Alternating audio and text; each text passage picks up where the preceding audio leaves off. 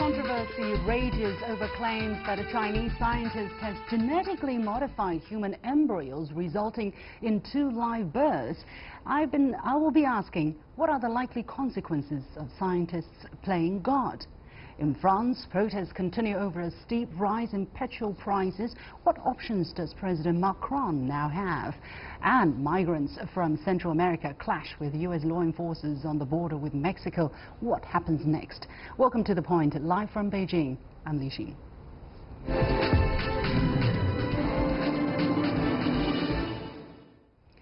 China's Vice Minister of Science and Technology reacted Tuesday to the news of genetically modified babies, saying if the babies have been confirmed to have been born, the conduct is strictly forbidden in China and relevant persons will be dealt with according to China's laws and regulations.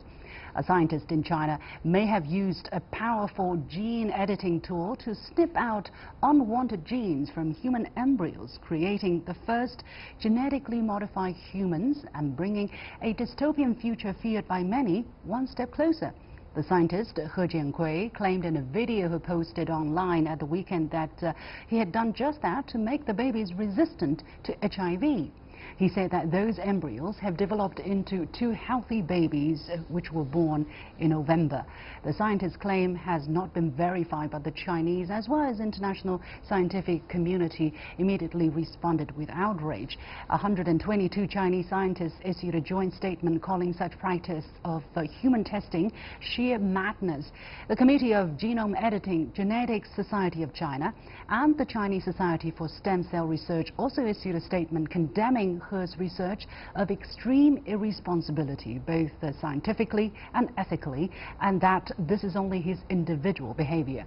The relevant government authorities have also launched an investigation into the ethics behind this case. So what does this case mean for the future, and what is the ethical dimension to all of this? Joining me here in studio is Han Hua, a fellow of the Chongyang Institute of Renmin University. Ms. Han, welcome to the show. Before we start the discussion, let's first take a listen to what Mr. He said in his video about what he has done. No gene was changed except the one to prevent HIV infection.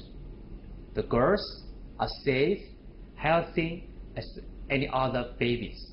But I believe families need this technology, and I'm willing to take the criticism. We believe ethics on our side of history. Okay, so Mr. He said that he believes ethics is on his side and that no genes in the baby were modified except the one that made it prone to HIV infection. What is your first reaction to what he said? That is only his own and individual statement regarding the ethical questions. And from my opinion, I'm not a scientist, but the first, basic instinct is that this is too risky, not from the scientific perspective, but also from the ethic perspective, because we all know that the stem cell research has been under the controversial environment for the past 20 or even 30 years. So scientists as well as the general society are very cautious about this kind of research. We have even not had a conclusion about the genetically modified products on our food table on daily basis. How can we justify a genetically modified babies or even the embryos? Okay, I think it is really beyond my comprehension that this person would come out, Mr. He would come out and announce that he has done that. Is it against the law? I mean, at this moment, do we know that such practice is clearly illegal? Because Mr. Xu, who is Vice Minister of Science and Technology, said that this is against China's relevant regulation, but it's not easy to find law which says this is clearly against the law. We don't have the very clear definition within our law framework about this specific activity. Definitely it is against the regulations as Minister of Scientific Department announced this statement, but it's against the regulation, and also it is against the consensus of not only the scientific industry but beyond people's understanding of the ethic acceptance of this kind of behavior. So the consensus really is that although we can do it, we can't do it, right? We don't do it. Not only we can do it, for the can part, the capacity part or capability part, it is still risky to have this kind of modification because we don't know yet how this small behavior or action can affect what kind of the other, how to say, the capable genes for this generation of the baby and for the next generation, because we know that the genes can be passed generations by generations. So we don't know the risk yet of this modification itself, and we don't know it yet of beyond this specific gene what other genes can be affected. So maybe it is called the off-target editing of these genes. So it may have very negative impact over the baby's health, but which on the other she hand, or he cannot choose. On the other hand, I agree with you, but on the other hand, if it is not forbidden by law, does it make it possible that he can do it without being properly... There are many countries I can see they are forbidding by law but of not this in China. kind of This is behavior. the thing. Some people are saying, right, yeah. because this is possible, so he can do it. How do you counter that? It's really hard to justify by law, I mean, at this moment. So I'm also counting on the relevant departments to see into this investigation and see what can be applied, I mean, in terms of the regulations or relevant principles can apply to this specific case. Because in China, we do have ethics review, right, before you do some kind of experiment. This is part of the ethical principles package. Okay, so something will be done there. And also, he claims that he has 5 principles, Mr. He. He says that I uphold in my research the mercy for families in need. It's only for serious disease and never vanity. He respects a child's autonomy, whatever that means. He says that genes do not define you, and that he said everyone deserves freedom from genetic disease. Okay, it sounds like he is helping many families who need, who you know, for instance, if there is a genetic disease in the family history, then by modifying the gene of that family, doesn't it help the couple better to have their children free of that genetic history? Yeah, these 5 principles he come up, I think it's just from one perspective. We have so many scientific arguments when the technology is developing along the history. So this is only from one perspective, and this is from his own perspective. There may be some arguments from the other scientific perspective. So we need to hear more voices from different perspectives.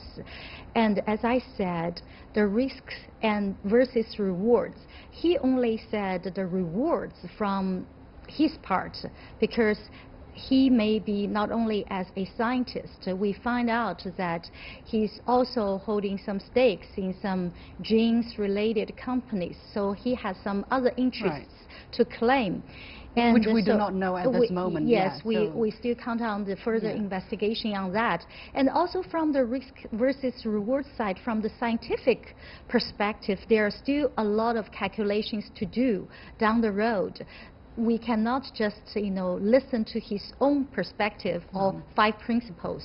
And also, how do you decide, how do you judge whether these principles are being implemented in practice? You say mercy for families in need. How do you measure that? To what degree? It's too general, So indeed, it's at the same time, that does beg the question of what kind of scientific innovation we should pursue in China, because at this moment, we're all vying for new technology, technological breakthrough, innovation, and of course the laws and regulations are trying to catch up, but it can never be faster than the technological breakthrough. So what discussion, is there a lack of discussion on this regard at this moment? What kind of scientific innovation we need to pursue? Yeah, if I may suggest, from this specific case, we should learn more about how to apply the other perspectives into scientific research alone. Scientific research is just not an independent individual research without consideration of the ethical problems of the society issues. So this is a very representative case of taking the other perspectives into consideration. China is certainly under an environment of encouraging scientific research and more innovations, because we need to do that to promote our country into next step, the deepening of opening up, embracing of new technologies worldwide. But still, it is a very good timing, maybe a milestone of us to take the other perspective, the variant on this formula into considerations. We should not consider, the scientific research just in the lab and then apply to human bodies directly. Down the road, there are many factors need to be taken into considerations as well. Indeed, similar discussions should also be taking place concerning AI, for instance, before we are trapped in our own inventions. Anyway, we have to leave it there. Many thanks, Han Hua, from the Chongyang Institute of Renmin University. And you have been watching The Point with me, Liu Xin. We'll take a short break, and when I come back, what options does French President Emmanuel Macron now have in dealing with nationwide protests against his government policies? Stay with me. More than 100,000 protesters took to the streets of France last Saturday, with several thousand demonstrators occupying the Champs-Élysées in Paris. The protesters, angry over rising fuel taxes and policies, set fire to barricades, smashed the windows of luxury shops and toppled traffic lights. 2 died and more than 600 were injured, according to the Interior Ministry. Now, the protesters, dubbed gilets jaunes or yellow vests for the high visibility jackets that are widely worn at the demonstrations, are drawn mainly from rural areas. But a poll for Le Figaro, the newspaper, revealed 77% of French people felt the demonstrators were justified in their actions, suggesting many citizens identified with the feeling of alienation from the political class and the government of President Macron. So just what are the protesters wanting, and what options does the president have in meeting their demands? I'm joined by Pieter, Cleppe, head of the Brussels office of Open Europe, and Professor Joav Toker for the American Graduate School in Paris. Gentlemen, welcome to the show. Professor Toker, let me go to you first. The government issued fuel taxes this year and will add another 6.5 cents per litre to diesel and 2.9 cents per litre to gasoline at the start of 2019. Despite the rising tensions, the French leader defended the rising cost of diesel as well as necessary to reduce France's dependence on fossil fuel. How big a job does he have in this respect? A big one, a big job. And indeed, all consists in and the chances of success, because this probably, most certainly, is the most serious crisis President Macron had to confront since his arrival in power a year and a half ago. All actually focuses on some kind of acrobacy which Macron has to operate. On one hand, as you said, not to give up on the basics of what his ambitions are in terms of environmental policies. And he installed just a few hours ago a new institution in France, which is sort of the Haute Council in charge of environmental and ecological concerns, a new one. And on the other hand, he has to deal on the short run, the medium run, the short run for sure, with immediate problems down the street, down highways, all over rural France and semi-peripheral France. And in regard to those protesters, he will have to show some concrete, if not concessions, at least some clues which would lead eventually to concessions. How do you manage these two intelligently, especially as the president himself is going to leave Paris tomorrow and will be absent for almost a week as he's traveling down to Buenos Aires for the G20. So it's very shaky. The political situation altogether is indeed shaky. The grassroots Yellow Vest protest began as a fuel tax revolt, but have actually broadened into a more general movement, I understand, against inequality. The supporters are saying that his economic reforms favor the rich and penalize the poor. So, Mr. Cleppe, do you think these people have a point in there? I think protesters have a point that life is becoming expensive for ordinary people, that there is a problem with purchasing power, that President Macron has been making certain promises that he has not yet been able to deliver upon. Now what we can see is that a big majority, close to 80% of French, support these yellow vests protesters. More than 80% want Mr. Macron to scrap his extra tax on fuel, on diesel. Nevertheless, Macron seems to be doubling down. He thinks he really has to put more the focus on what he considers to be environmental policy, while many people are very skeptical if this is not just an excuse to raise taxes to cover the budget deficit. Okay. So, Professor Toker, how do you comment on Mr. Macron's tough reaction to the protests? And isn't he afraid that the demonstration will get even larger? What solutions can he possibly offer to satisfy these people? Oh, I'm sure he is concerned, if not afraid. He's deeply concerned as to what has been happening over the last 2 or 3 weeks. One has to also to contextualize all that and emphasize the fact that this is a completely new type of social protest. And France, however, has long and deep and detailed experience with social unrest and protests and demonstrations. French people are known perhaps as those in Europe who like best to go down the street to demonstrate, and this is not rare. However, this movement arrived from practically nowhere, has not been on the radar at all by political experts on the left or on the right, in Macron's coalition or the opposition. So it's a huge surprise. It does not have yet a concrete representation. This protest does not have leaders. Only over the last 48 hours there was the first signs as if some individual was be able to represent it. So there's so many question marks. Right, right. Well, Mr. Cleppe, the French protests appear to be part of a broader wave of protests spreading across Europe. In Belgium, protesters are blockading oil refineries in solidarity with the French protests. And we're also seeing similar disruption in Bulgaria, Syria. There are ferry strikes and public sector strike against the pro-austerity Syriza government in Greece, the Budapest metro strike, the Amazon and Ryanair strikes in Germany, and so on and so forth. Are these shows of dissatisfaction linked in any way? Yeah, I think so. I think underneath Europe there's something brewing. You can see that in the popularity of the anti-establishment parties. I guess it's partly the result of a more insecure world where you have rapid technological and political change happening, people being not comfortable with that.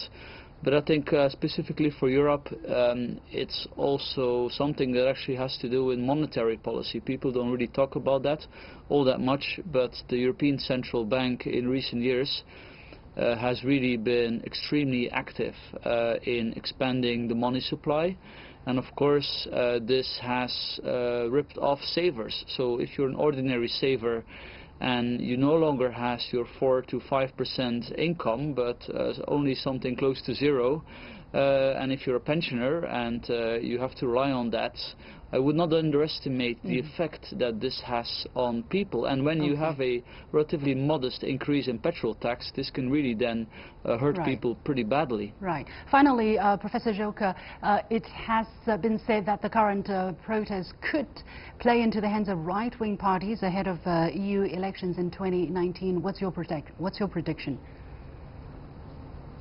Yeah, it could very well. So many things that are happening on the political and social scene anyway being channeled one way or the other seem to profit to the extreme right and more generally to populist movement. It is most probable that what France has been going through over the last 2 or 3 weeks and may last, we don't know how long yet, would also be this way. But one has to distinguish here because there are so many other issues over the political scenes, and France has specific political institution and political structure which, at least for the time being, protects Macron presidency. He was elected a year and a half ago for a 5-year period. Nothing in a constitutional way endangers his concrete direct power. There are no anticipated elections, for example, on the agenda, as would have been the case if France would have been a parliamentary democracy. So it is not in terms of stability of Macron's administration, it is rather on the political side of what would be available and possible for this administration to do in terms of the big, long list of reforms Macron has in mind, due to this weakening phenomena, and a long one perhaps, represented by those gilets jaunes, by the yellow vests.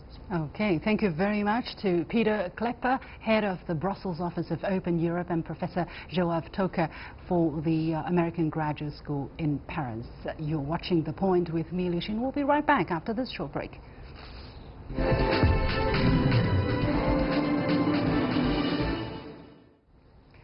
Tear gas, rubber bullets, border shutdown and riot police. An escalating border crisis is unfolding on the U.S.-Mexican border near the Mexico city of Tijuana as groups of desperate people attempt to cross the border. For the past 2 weeks, Tijuana has declared a humanitarian crisis as more than 5,000 Central American migrants have camped in a baseball field near the U.S. border fence. In a tweet on Monday, President Trump threatened to close the border permanently if need be and demanded lawmakers to fund the wall. Later, he defended the use of tear gas at the border and said members of the migrant caravan would not be allowed to enter the U.S. So how long will it take to settle this border unrest, and what can be done to stop this humanitarian crisis? From Cleveland, Ohio, we are joined by David Leopold, a former president of American Immigration Lawyers Association and chair of immigration law at Alma & Byrne LLP. And from Washington, D.C., we're joined on the line by Maria Fernanda Perez, Associate Director of Adrian Ashton Latin American Center at Atlantic Council. Welcome to both my guests. Let me go to Mr. Leopold first. Now, U.S. military troops have been deployed right at the border and have been given orders to fire if necessary. Now, some U.S. officials, such as White House Chief of Staff John Kelly and Kirstjen Nielsen, the Homeland Security Chief, have argued that this is beyond the President's constitutional power. What is the detail that we know here, whether or not this is really beyond his power or not? Well, first of all, I wouldn't take the Chief of Staff, John Kelly, or Kirstjen Nielsen off the hook. I don't think they've done anything to keep the President on a constitutional path, and I think they're to blame for this reckless policy, this chaos-creating policy. You know, what's going on here is, rather than deal with the root issues, the core issues, which causes the migration north, the President has chosen to create chaos at the border so that he can go to Congress and try to get funding for his wall. He tried to make a big deal out of the caravan, the so-called caravan, several weeks ago in time for the election, but that just didn't work out because they were miles and miles away and it made no sense. But while these people are waiting at the fence, Mr. Leopold, while these people are waiting at the fence, do you think President Trump really has the time to go and address the root causes? That's going to take much longer. Well, why are they waiting at the fence? This is a manufactured crisis. You know, what he did was, through his administration, specifically Jeff Sessions, when he was the Attorney General, Kirstjen Nielsen, the Secretary of Homeland Security, they've gone and they've dismantled laws and processes which are designed for an orderly, safe consideration of asylum claims. So what do? They basically have started off by separating children, then this zero-tolerance policy where they were prosecuting people for coming in and applying for asylum. Now they go to the ports of entry, and they close the ports of entry. But they didn't foresee the people coming in such droves. But they didn't foresee so many people coming all at the same time, Mr. Leopold. I'm sorry. What do you mean by droves? I got to take issue with that word. We're talking about several thousand people. Okay. We're not talking about droves. It's we're giving him credit when we say droves for something that this president is lying about. let's be really clear. We should not repeat the president's lies here. Well, we should be analyzing. Sorry, I'm not trying to apart. repeat the president's lines here. I probably chose a not very appropriate word, but I really meant in such large numbers. Okay. Let me go to Ms. Perez there. From the perspective of Mexico, Ms. Perez, what do you think? What kind of dilemma do you think they are faced with at this moment? I understand that the city of Tijuana is not spending any local resources to help these people, and they're expecting the federal government to help them, but the federal government seems not to be doing that either. Yeah, I think that the violence that we've seen over the weekend was a culmination of a situation that's been deteriorating for over a week. We see desperation and frustration in Tijuana's waiting asylum seekers. But you know, the truth is that Mexico has made incredible progress in preventing unauthorized flows in the last years. It has made incredible progress in securing its border with Guatemala, but let's be honest, the border is far from secure. And there's an incoming administration in Mexico on Saturday. President-elect Andrés Manuel López Obrador will take office, and he comes in with a different view of this problem. There's a paradigm shift, and you know, Mexico now recognizes that this unauthorized migrants traveling through the territory are a problem for Mexico too, because of the criminal networks that are targeting these people. How do you think? What do you think of the latest expression of stance on the part of U.S. President Donald Trump? For instance, he allows the troop to fire if need be. He orders the shutdown of the border if need be. Do you think that is helping solve the problem? I think these are short-term solutions. As Mr. Leopold was saying, they do not address the root causes. And honestly, shutting down the ports of entries are going to have an economic impact on those border towns. I was reading earlier that closing down the San Isidro port of entry, which is the most common place for the Central Americans to seek asylum, resulted in a loss of like $5 million in sales in one day. Okay. Well, time very limited. Many thanks to my two guests, David Leopold, former president of the American Immigration Lawyers Association and chair of immigration law at Alma & Byrne LLP, and Maria Fernanda Perez, associate director of the Adrienne Ash Latin American Center at the Atlantic Council. That's all for this edition of The Point with me, Liu Xin. Follow me on Facebook and Twitter using the handle The Point with Alex. Download the application called CGTN to watch the show on your mobile devices, or go to YouTube and look for CGTN The Point. Thanks for watching. You've got The Point.